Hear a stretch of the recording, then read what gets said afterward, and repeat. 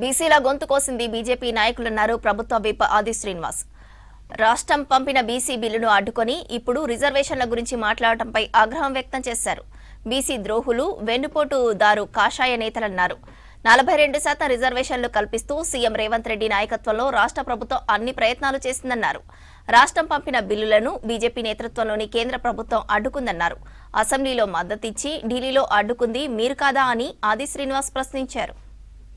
Reservation విషయంలో BJP నాయకులు కూడా మాట్లాడడం పట్టపగలు బీసీల గొంతు కోసినటువంటి మీరా మాట్లాడదని చెప్పన్నమాట. సందర్భంగా లక్ష్మణ్ గారు కూడా మా రేవంత్ రెడ్డి గారి పేరు మాట్లాడుతున్నారు. బీసీలకు సంబంధించినటువంటి అంశంలో తెలంగాణలో కాంగ్రెస్ పార్టీ ప్రభుత్వం తమ సిద్ధశుద్ధి నిరూపించుకొని అసెంబ్లీలో చట్టాలను కూడా రూపొందించబడి అంటే గవర్నర్ గారి దగ్గరకు పంపించినటువంటి అంశము, కేంద్ర ప్రభుత్వానికి పంపించిన అంశం ఈరోజు లక్ష్మణ్ గారు మీకు తెలదని అడుగుతా ఉన్నా.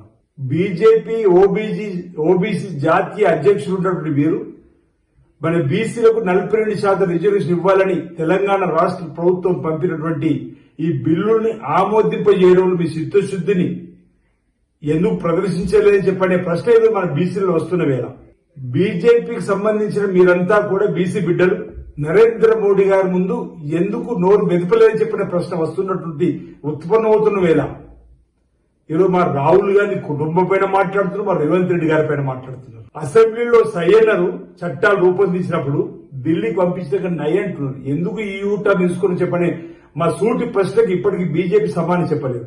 నిజంగా బీజేపీకి బీసీల పైన చిత్తశుద్ధి ఉంటే కేంద్ర ప్రభుత్వమైన ఒత్తిడి తీసుకుని వచ్చి 42% రిజర్వేషన్ ఇవ్వాలని, బీసీలకు తీరని అన్యాయం చేసింది ఏదైనా పార్టీ ఉందంటే అది బీజేపీ అన్నమాట. జంతర్ మంతర్ దగ్గర బీసీ సంఘాలు ధర్నా చేస్తారా? ముఖ్యమంత్రి రేవంత్ రెడ్డి నాయకత్వం, ఉప ముఖ్యమంత్రి, మంత్రులు, ఎమ్మెల్యేలు, ఎంపీలు, రాష్ట్ర కార్యక్రమ చైర్మన్, బీసీ బిడ్డలు అందరూ కూడా 3 రోజులు జంతర్ మంతర్ దగ్గర పడిగాపులు కాసి రాష్ట్రపతి గారి అపాయింట్మెంట్ అడిగితే ఇవ్వని మీరు, ఇప్పించండి మీరు.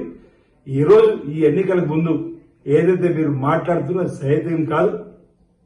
ఈ అంశాన్ని మేము తీవ్రంగా తప్పడుతా ఉన్నాం. రాబో సర్పంచ్ ఎన్నికల్లో కూడా ప్రజలందరూ కూడా గమనించాలి బీజేపీ తీరుని.